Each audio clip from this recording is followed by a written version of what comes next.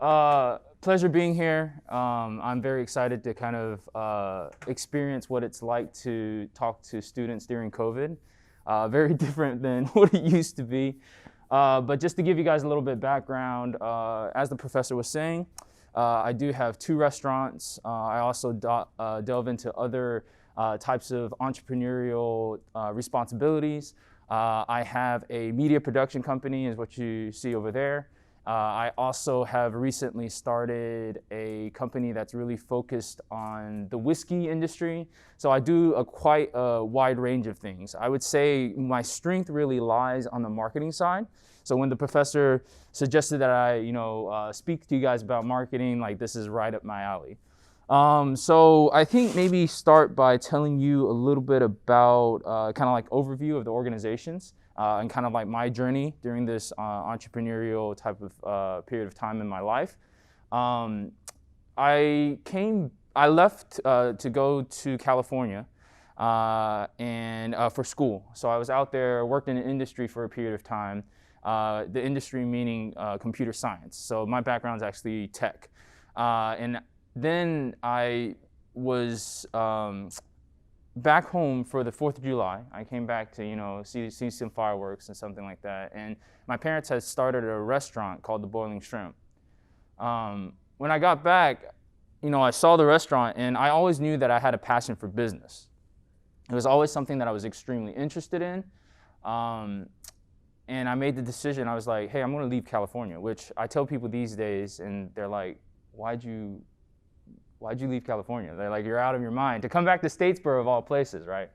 But I knew in my heart and I knew in my head that it was something that I had to make the decision to do. And that's how I ended back in Statesboro. When I got back, we started really pushing on how to make the restaurant better.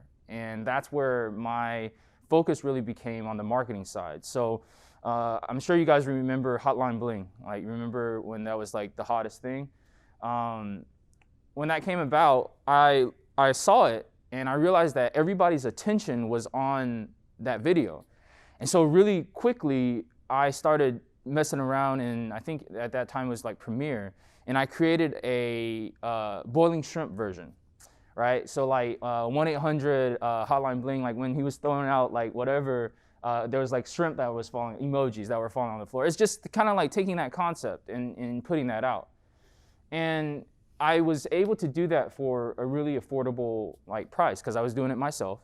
And then it gathered a ton of attention. And I think at the end of the day, what you have to realize about marketing is it's all about the amount of attention that you can grab, right? So there's these trends and these memes that are coming through our culture, if you will, right? Like, whether it be on TikTok, whether it be on Instagram, whether it be on any sort of platform, as these things are coming through, you need to be able to identify what it is and how you can adjust around it. And it's starting to move so fast. So a recent one, a good one is Bernie Sanders. Remember when Bernie just became like all over with his gloves and mittens and he looked miserable and all that sort of thing?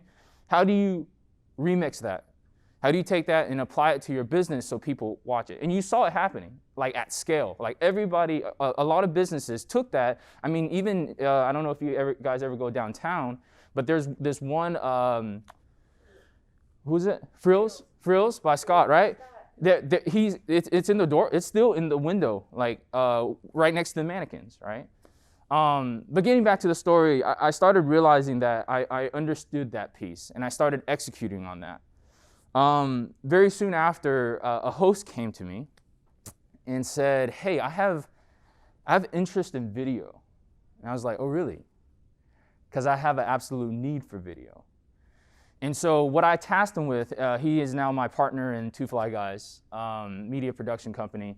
What I tasked him with is I said, hey, every single week, we're going to push a video because it sets that standard. Whether or not the video is great, whether or not the video is bad, we're going to do this every single week.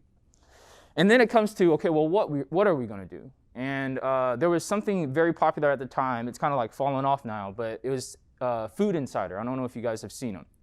And what it is just a very quick synopsis of a restaurant.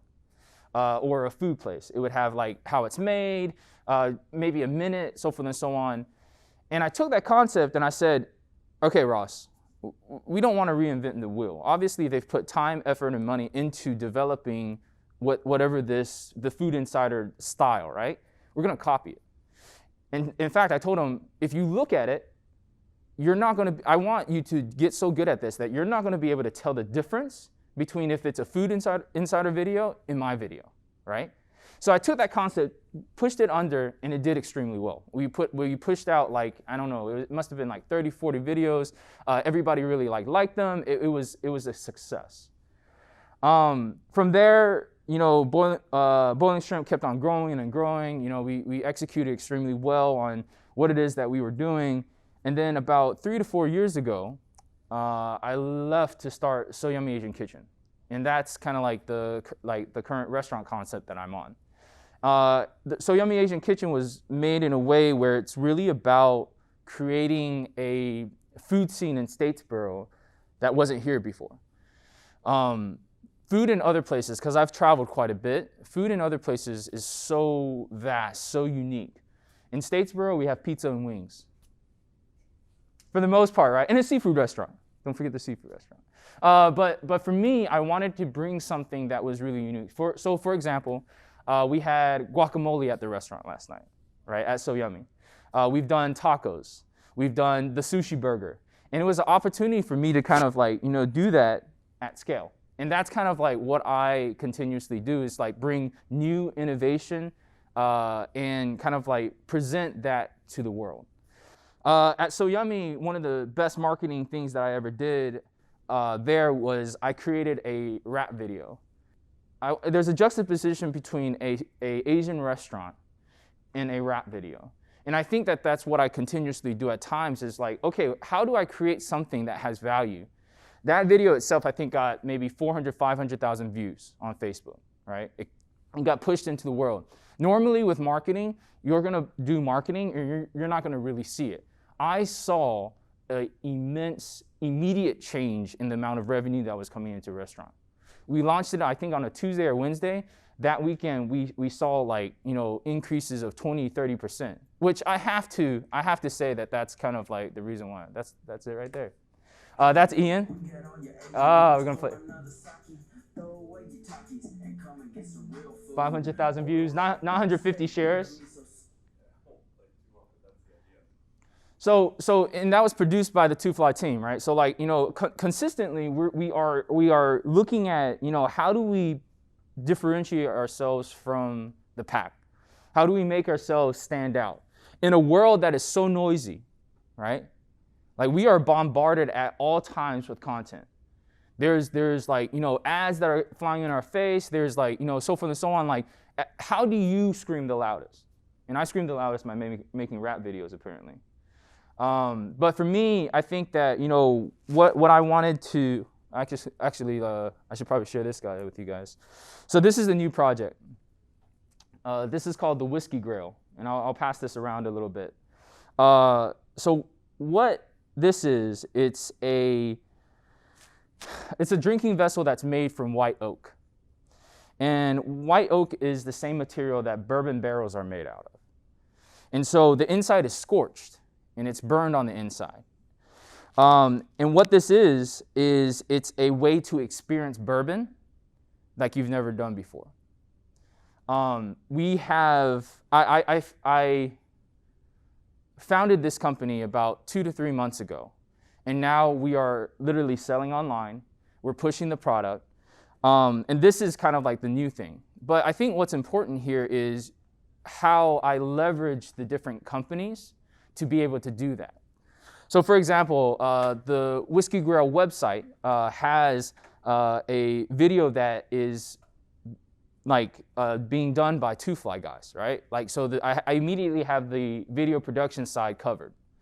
The other side of it is I'm putting these in my restaurant. So I immediately have a sales channel at the restaurant. I can immediately get sales data, right, for people that maybe are interested in the product that haven't tried it before. And then on top of that, I can create a cocktail program around it. I have voted best bartender in Statesboro, Miss Taylor Rogers. She works with me at the restaurant. And what she's created is she's made a cocktail called the Smoking Show. And what it is, it's a cocktail inside. But what's unique about it is we take a cinnamon stick and we set it on fire. We throw it underneath the globe, under a glass globe, and it smokes up. And the smoke basically permeates into the wood, creating another drinking experience. So immediately I have multiple different places that I can kind of like push this at and to make it into the brand that it is, right? But that is just kind of like a very, very quick overview, and I'll pass this around. A very, very quick overview of myself. But I want to, let you guys ask as many questions as you guys can. And I would love to kind of like do that Q&A session, if you will. So I'll help you guys get started because I know you're all nervous, whatever. The things that Adam has just touched on, there's a lot going on here in terms of the marketing of his restaurants, plus the marketing of his secondary companies, but then the cross-marketing abilities of those two entities, for instance, plus the third entity, which is the videography company. That's all tied together. So some of the questions that I would ask, and you guys can do this, is certainly, what are the expenses for doing that relative to the results? Because if you're going to put it on your program for your operation, the independent restaurant or the Bojangles, how much should you expect to spend, and how effective is it? Because I am looking at the rap video, and you see up on the screen there. Let me see if I can get rid of that little thing. But look at the number of views: 495,000 views. That's 500,000 people have looked at this thing, or at least 500,000 eyes sets have been on it. Maybe it's not quite 500,000 people, but still, that's a lot to me. How much did that cost? I mean, you're telling me it was relatively cheap, I think. Yeah. So with this, the key of it is I have the content studio, meaning I'm an owner within that brand. We have charged other companies. So we've actually done this for PMG. We've done it for Henley Properties. And this is kind of like within our core. We charge them anywhere from $2,500 to $3,000 to do this. And that involves us coming with the script, coming up with the rap, recording the rap, so forth and so on. It's an intensive process, right? But the numbers that you see, I think it's really about kind of the creative. Because again, like most people wouldn't think, why, I don't know what made me think that I could do this, right? Like there's a certain mindset that you have to say, hey, like this is the move, right? And I remember even like before I put it out there, I was like, I don't know if this is gonna be good, right? Like you're kind of like on this teetering, like, is this a good idea? Is this gonna hurt the brand? Is it gonna be good for the brand? Is this gonna bring in the clientele that I want, right? But at some point, you just have to say, let's ship it, let's see what happens, and let's go with it. And that's what we did, right? So questions, do you guys have any? Yes, please. So did you come up with So Yummy from startup, from scratch, the idea, the name? Yeah, the name came back from, I was driving back from Atlanta and I didn't play any music, and I was thinking about this restaurant name. And for me, I think that I wanted something that, spoke to who I was. Like my culture is like I was born in the States, right? But my family's from Taiwan, so there's always been this like, hey, I don't speak Chinese as well as the motherland, and yet like I don't look like everybody else here. So there's this constant back and forth. And for me, this is a reflection. This restaurant is a reflection of who I am and the things that I enjoy and the experiences that I've had. And I wanted something that wasn't like So Yummy doesn't mean anything in Chinese, or Japanese, or any Asian language. It is American, right? But it is spelled in a way that leans towards kind of like that Asian fusion type feel. But yes, I created everything from the beginning. Now, I worked with a designer to make sure that the logo and the feel of the text and everything was to my liking, and he kind of like helped me flesh that side of it out. But that's a lot of when you're working on new brands, that's kind of like what you have to do. What other questions do you have? Please. Have you ever had like a bad marketing experience? Like, Absolutely. You want me to tell you about it? I do. I've told this story often because it is kind of like one of the hurt points of the restaurant, this restaurant. So initially when we launched, we created this, we thought in our minds that, hey, we wanted to make this super exclusive. We wanted, you could only come in with a reservation. So 2 weeks, during that 2 weeks, we basically created something where it was like, you can only come to the restaurant if you had a reservation. What that does is a few things. In the restaurant industry, a lot of, like, if you know what you're about to like embark on, like if you know the amount of customers that you're about to have, you can better prepare yourself to be able to execute well on those customers. So that was one of the thoughts in there.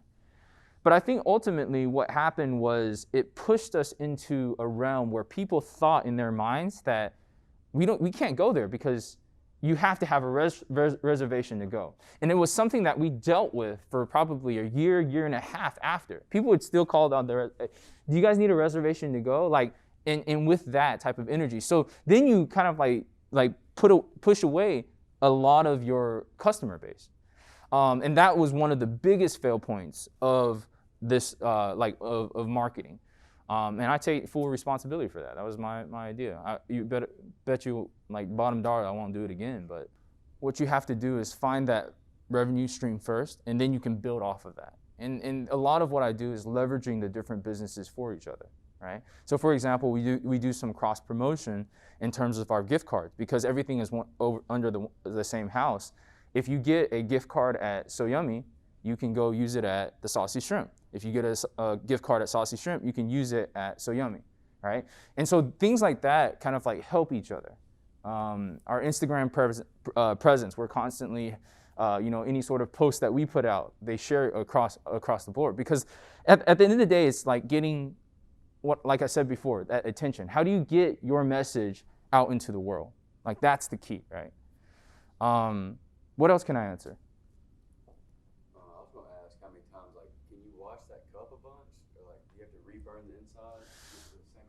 Great question. So after the charring, basically we put it into a wax bath, and that wax bath kind of like seals it.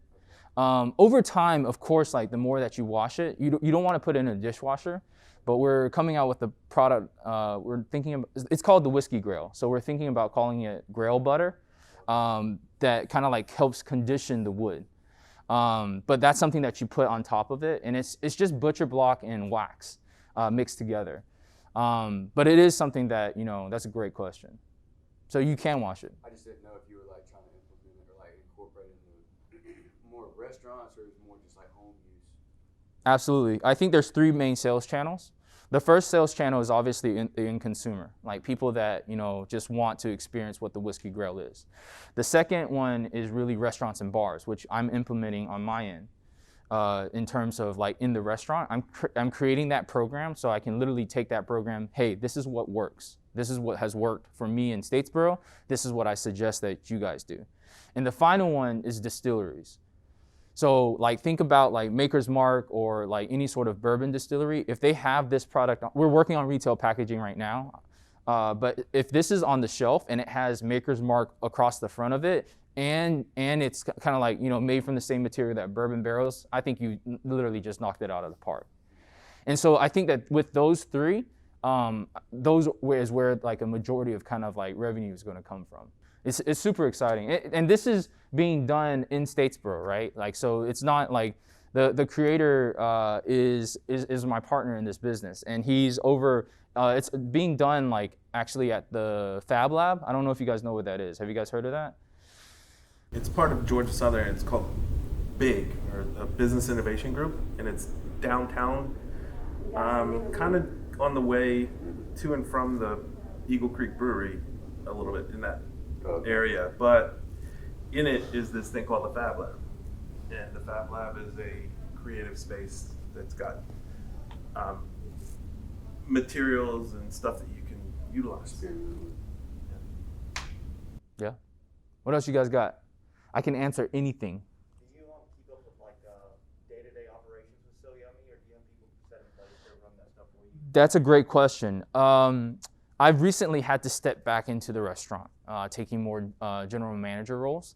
But for the most part, the reason why I'm able to do what I do is because I've set up systems in place and managers in place that I don't have to run the day-to-day. And that's kind of like one of the trickiest parts, because even for me, it's hard to relinquish control, right? No one's going to be as passionate about your business as your business, as you are. That's just a fact, right? You're going to be extremely passionate about what it is that you're doing, and then you're not going to. It's hard to understand why somebody else isn't, right? But at the end of the day, it's easy. It's my money, right? Like my money is on the line. Their money's not on the line, right? And during that time, how do you encourage and motivate them to be able to perform at a high level? And my strategy here is to give them a vision of what the future looks like. And what I mean by that is, so even on Saucy Shrimp, like people ask me time and time again, why have you changed? For me, I think that, one of the pieces that I'm leveraging is I want to create a line of sauces to sell at the Saucy Shrimp. And what that does is so cocktail sauces, tartar sauces, hot sauces, our whole 9 yard sauce, even like seasonings. So like a crab boil, these are all products that I'm getting ready to launch. Those products within themselves, I'm going to get ready to push out into retail, meaning on Facebook, right? Like you can order these products there, right? As long as the brand is strong enough. And for me, it makes sense. Cocktail sauce from the Saucy Shrimp, I got to try that. Like, why wouldn't I try that? And so branding is a huge aspect of what I do. I think that that's kind of like another realm that I spend a lot of time on, is thinking about how will this look on the shelf? How will this look to the end consumer, like when they hold it in their hand? How does it make them feel? Because those things, to me, are extremely important. Another thing we're working on right now is we're working on a food truck. I don't know if I told you this, but right now we're trying to put together a program where we want to put like a vehicle together where it's kiosk operated. So meaning that there's nobody standing at the front. You just go up to the machine, you make your selection on the food, and then the people in the truck are producing the food and they push it out. So it takes out that piece, right? And it's automated. There's two main reasons why we're doing that. Number one, labor in theory is going to start going up, right? But the other thing is I think that, again, it's creating something new, because we are all looking for experience. I think at the end of the day, we all want something that feels different, right? Very similar to the whiskey grill. When people see it, when people drink out of it, it's an experience, right? And I think at the end of the day, when you guys are working on your own projects and whatever that is, that should be the driving factor behind it. It's well, how do I create something that has value? How do I create something that, people want? And it takes time to kind of execute. What else do you guys have? I have a question for you. Yes. So when you were opening up So Yummy, what helped you inspire the idea of how you wanted to, I guess, decorate, or the lightings, kind of things like that in the restaurant? That's a great question, Lauren. I think, for me, it's a process. I'm a lot about speed. I will go ahead and get a product out there and then iterate over time. So even if you see So Yummy, have you guys been to So Yummy? Good answer. Nice. So even if you when you go to the restaurant, you will see it slowly improve over time. I might have a light installation. I might have install kind of like a projector system. I might right now our thing is lanterns. So if you come into the restaurant, there's these lanterns that kind of go the way around. We're talking about curtains now. And for me, it's that step after step. And the reason why that's the case is if you're waiting for the moment that everything is perfect before you launch, you're never going to launch. This is only my strategy. I don't know if this works for everyone, but if you are, it's I think they call it perfection paralysis, where you're oh my God, the lighting has to be perfect, everything. For me, create the revenue stream first. Once that revenue stream is created, then you can do whatever you want, right? Then you have the capital to go after those things. But that is just my approach. Does that answer your question, Lauren? It does. It makes sense. It's kind of you kind of feel out what is coming into the restaurant to see kind of what changes you can make. That's right. Throughout that Good. Yeah, no, that makes sense. What else you guys Thank got? you. You're welcome. I have a question about social media. Sure. And I want to get your input on the impact of the various social media platforms, how much you utilize it or don't, and whether you think it's a smart move or not. The world at this point runs on social media. That is a simple fact. I can't think of a time where I have put money into any other platform besides social media. Print, I mean, I'll tell you right, when's the last time anybody has cracked open a magazine? For me, because that device is so important, like I know for a fact that phone is never like more than like 6 feet away from me. In fact, if it gets more than that, my alarm starts going off, and I'm like, hey, I need to get back to my phone. And that kind of like, what that's created is a place where people can interact, right? So for me, when you're on Instagram, when you're scrolling on Instagram, that's where your eyes are on. Just curious, what is the top platform that you guys use? I just need as a reference. Let's start from over here. Instagram. Okay, we got IG. Did Instagram and Twitter? Snapchat. Instagram. Instagram, Twitter. So even right there, like those are the platforms that we're spending our time on. So what I heard was like very heavily on IG. Like Instagram has to be kind of like a place where people are going to, right? And so because that's the case, I think it's important for you guys to have a strategy. The whole reason why I got this media production company was I knew that video was going to be more and more important. A picture wouldn't cut it anymore. At the beginning, when the platform was created, hey, picture, boom, you're done. You'll get engagement. People are like, oh, this is crazy. But over time, what happens? Over time, it's like, all right, well, we just have to make it to the next level. We have to do it better and better. Until now, like I think that the only way to capture someone's attention is within like 3 to 4 seconds on the video, right? And so for me, I think that you guys have to be able to be thinking about those things when you guys are starting your own business. Any other questions? What else can I answer? I was wondering, like, doing all these businesses and stuff you do, like, obviously there's a lot of costs that go into it. Sure. Like, what are some strategies that you do to, like, cut costs? Like, maybe cut corners, not cut corners, but, like, essentially, you know, different strategies or something to help you save a lot of money. I think the best advice I have for you is to do it yourself. That is one of the reasons why, like, for me, I've been able to move so quickly, is because a lot of the stuff I do myself. This becomes a bottleneck because, like, I literally have, like, you know, a to-do list that's like a mile long, right? But with it, I'm able to offset costs, right? Like for the video for whiskey, so for example, is Whiskey Grill. I did the website. Right? I took the pictures. I did the video. That creates like literally there's no upfront cost. There is a balance here though. So at some point I have to start offloading these things. So even right now I'm trying to put together an agency. And the agency's responsibility is to be like over all social media accounts for the restaurants, Whiskey Grill, Two Fly Guys, my podcast, right? I have a podcast, right? So for me, I think that being able to understand and leverage that is what you should do, especially at the beginning. Because YouTube is a great tool for you to just figure out like whatever it is, right? Like you can go on there, search for anything, you can figure it out. That's the suggestion. I would bootstrap it, I think they call it. The concern that people might have is their lack of skill set, and Adam's suggesting, look, go to YouTube and you can at least get the rudimentary how to build a website. You may not be the best, but get it up and running, as he just said, and then tweak it, make it as good as you can, and then you'll come to a point where you say, okay, I've gotten as good as I can get it.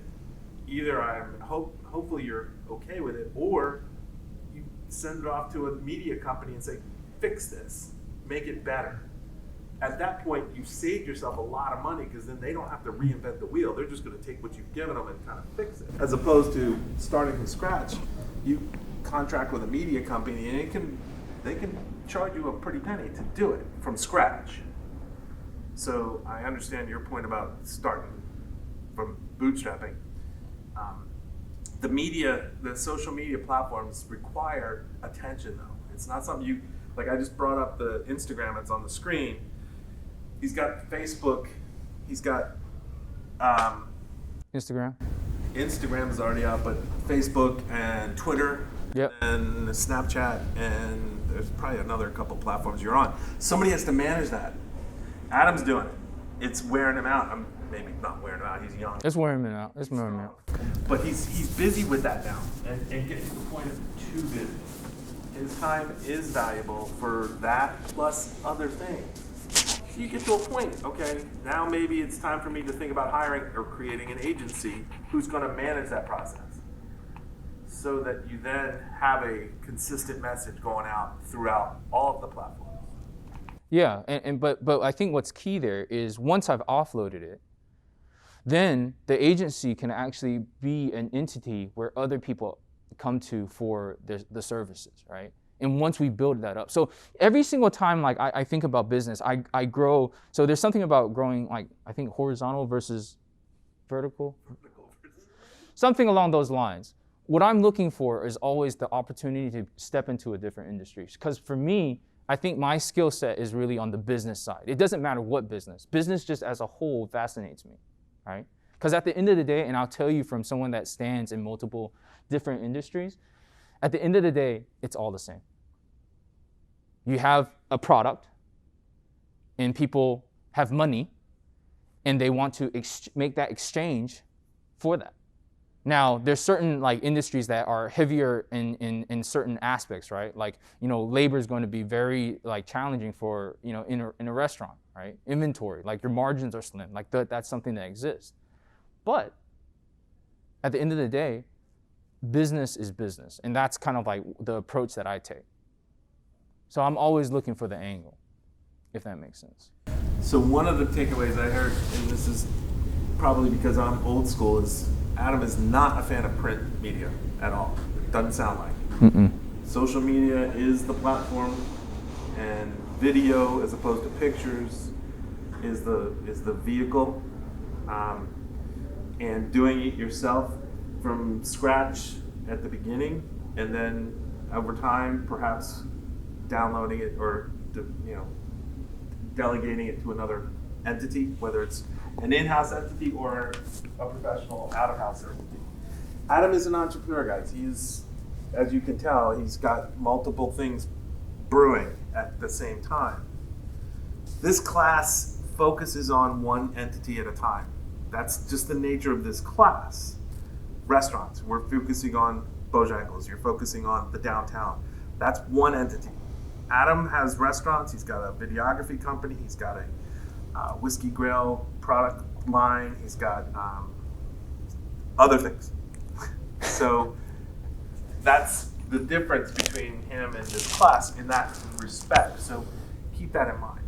If you decide to go forward with whatever project you're working on, and I'm talking about in the real world, you may start out by bootstrapping and doing your social media all your own. And then you may decide to delegate it or offload it. Adam's kind of creating the agency that he's going to own and run to do that. You may not want to do that or have the bandwidth to do that. You may need to contract with Adam or some other media company, wherever you end up being in the world, to do that. That's my point. Got about 2 minutes. Wrap it up. Okay.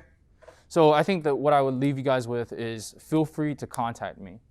If there is any need that you have, please follow me on Instagram, like whatever platform that you guys do decide, just let me know. And feel like, honestly, like if you guys have questions or concerns or like any sort of ideas, I'm always open.